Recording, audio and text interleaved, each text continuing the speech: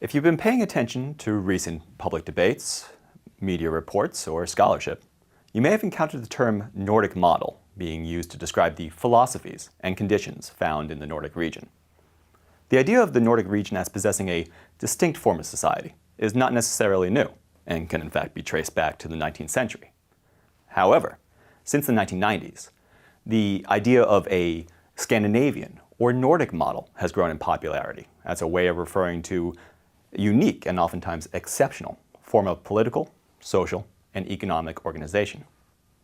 But this has led to new questions about how should we actually apply that model and its accuracy in representing the Nordic countries. In this film, I will be taking a look at the Nordic model as a concept. As we shall discuss, the Nordic model can oftentimes be a useful tool, but also comes with problems, such as when opposing groups each claim the Nordic model for their own, oftentimes political ends. Furthermore, there can be dangers that generalizing a Nordic experience overlooks local and national distinctions. For many, the Nordic model refers broadly to the conditions, philosophies, institutions, and policies found throughout the Nordic region, which includes Denmark, Norway, Sweden, Finland, and Iceland. But these countries are not exact copies of each other. After all, they are different nations with diverging histories and populations, albeit with a number of important similarities.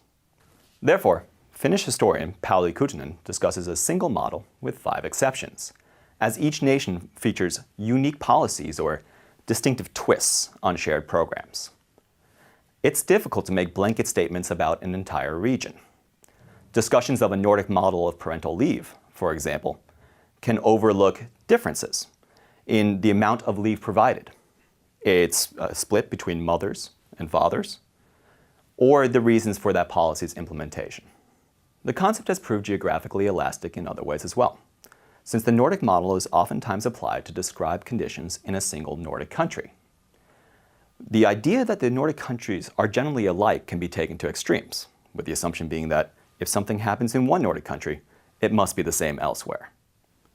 This stance has allowed proponents and opponents of the Nordic model to point out conditions in a single Nordic country in order to be able to uphold or decry the entire system. American and British opponents of the Nordic model, for example, have pointed out the suicide rates in Finland to demonstrate the psychological toll of a large welfare state, despite the fact that suicide rates in the rest of the Nordic countries tend to be close to or even under the OECD average. The Nordic model may suggest something fixed, but it is not a static idea. Nordic societies are constantly changing. Yet notable individuals, including scholars and politicians, have used the Nordic model to describe some particular, oftentimes idealized, moment in the past. This has led to frequent calls to save the Nordic model from some impending threat, whether that be populism, economic reform, or internationalization. But the Nordic countries, and the Nordic model by extension, are dynamic and constantly undergoing change. Many accounts also apply the concept anachronistically to describe Nordic cooperation or Nordic parallels in the past, despite the term only really coming into popularity in the 1990s. We therefore hear about Nordic models of statist measures to regulate morality issues like marriage in the late 19th and early 20th century, to describe periods of political consensus, such as the Red-Green alliances of the 1930s, or to describe the enlarged universal welfare state, especially during the supposed halcyon years of the 1960s and 1970s under social democratic rule. That the concept is so often applied as an anachronism means that we should be cautious about how and when we choose to apply it. We should also be aware when adoration of the past leads us to exclude arbitrarily certain ideas and peoples from the region. The Nordic region is not static, and nor does the Nordic model refer to some innate or uncontested quality. In fact, the concept is quite flexible and open to interpretation. Different groups may use the Nordic model to mean different things: a way of shaping society, practicing politics, pursuing economic gain, promoting cultural achievement, even organizing football.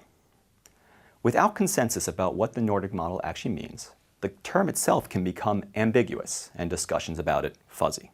Much has been made about U.S. Senator Bernie Sanders' use of the Nordic countries to justify his identification as a democratic socialist and to ground his demands for a universal welfare state.